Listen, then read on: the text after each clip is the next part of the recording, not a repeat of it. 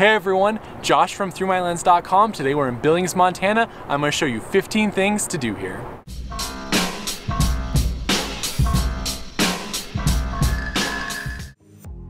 Billings, Montana is the largest city in the state, and it has a lot of Native American history, especially with the Crow Nation, and then railroad history as a popular trade and distribution center that began in the 1880s. I got a chance to explore the city over 3 days, and here are some of my favorite things to do in Billings, Montana. My first recommendation is to explore the Rim Rocks area of Billings. The Rim Rocks, also known as the Rims, are the craggy cliffs that surround the northeast side of Billings. You can access them from my favorite area on the Four Dances hike, or you can go to the north side near the airport and explore from Zimmerman Park or bike from Swords Park. The Rim Rocks add a really distinct feature to Billings, and they're beautiful to explore and provide some great views of the city down below you. Be sure to check out the Yellowstone Kelly interpretive site on the east side near Swords Park. Yellowstone Kelly was a really famous person in the history of Billings, and the city even created an interpretive site where you can learn more about his life. Recommendation number 2 is also part of the Rim Rocks, and that's the Four Dances hike. The Four Dances hike was my favorite thing I did while in Billings. The hike takes you along the eastern portion of the Rim Rocks, and it looks down on the city and the river. The hike is especially great at sunset as it provides some amazing photo opportunities, and it's one of the best views in the city. You can take the short hike directly to the viewpoint or the 2-mile long trail along the edge of the rim, which is what we did. Also, be sure to watch out for rattlesnakes in the summer because we saw one while we were on the trail. Recommendation number 3 is the Yellowstone Art Museum. The Yellowstone Art Museum is a popular attraction in downtown Billings that spotlights many of the state's famous artists. When we were there was a great collection of nature photography, sculptures, and a gallery where you could vote on your favorite piece from many young artists that submitted their work from all over the United States. I didn't know a lot about many of the artists myself, but I enjoyed walking around the museum and seeing all of the different galleries, and it's a great quick stop in the middle of the city. For my next recommendation, I'm combining both the Yellowstone County Museum and the Western Heritage Center. First up, the Yellowstone County Museum is located up on the hill near the airport, and it focuses on the area's history. The museum is inside of a historic log cabin that was moved to its current location and that features over 5,000 square feet of exhibits. On the top floor, there's an exhibit on the policemen that have worked in Billings, and downstairs there's exhibits on Native American history and early Billings history. One of the highlights that many people want to see when they come here is the two-headed cow, which was born to a local farmer and which is on display in the museum. On the other side of town sits the Western Heritage Center, which is another great museum to see. In this museum there is exhibits on Native American artwork and on grizzly bears. However, the main exhibit is on the bottom floor, and it spotlights Ben Steele, who was born in Montana, spent 3 years as a POW, and survived both the Bataan Death March and being less than 80 miles from Hiroshima when the atomic bomb dropped. When he returned home, he did artwork on his time there, and it's really sobering to read his stories and to see the work he did. It's not a very big museum, but it's worth a quick stop while in the city. My next recommendation is to visit all the breweries in the city's brew tour. One of the best things about Billings for me is the brew tour that they have that goes through the middle of the city and features a bunch of local breweries. Breweries are a big thing here, and you can visit over a half dozen of them on a 1.5-mile walking trail. We only got to 4 while we were in the city, but it's a lot of fun to walk in and out of all the different ones and try their beers and other spirits. Some even had popcorn that you can eat and soft pretzels or nachos that you can buy.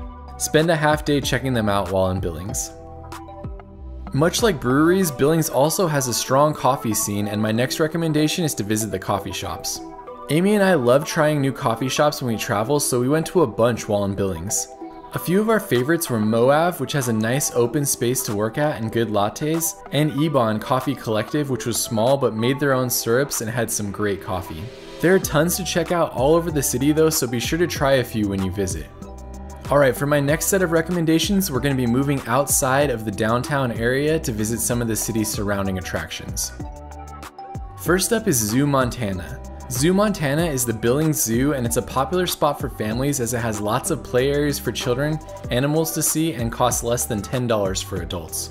The zoo also has large enclosures for their animals and only features animals that live on the 45th parallel across the world so that they're used to the climate. We didn't see many animals out when we were there, but we saw a lot of families enjoying the area, so if you're traveling with a family, it's probably a good stop in the city. My next recommendation is a visit to Pictograph Cave State Park.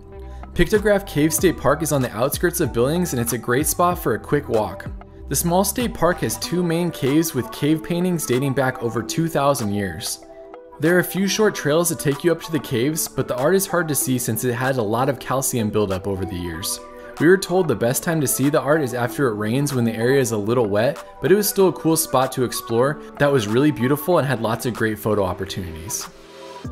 My next recommendation is Chief Plentycoo State Park. Chief Plentycoo was a famous Native American and head of the Crow Nation who had a large impact on the Billings area. There's a state park south of the city that spotlights the land that he lived on and then donated to the state park system. Visiting it lets you learn a lot more about Native American history in the area, as well as allowing you to visit his home that he built on the property. His story is a truly amazing one that I recommend you read about online, and if you're visiting Billings, it's definitely worth driving out to see this park. My next recommendation is Little Bighorn Battlefield National Monument.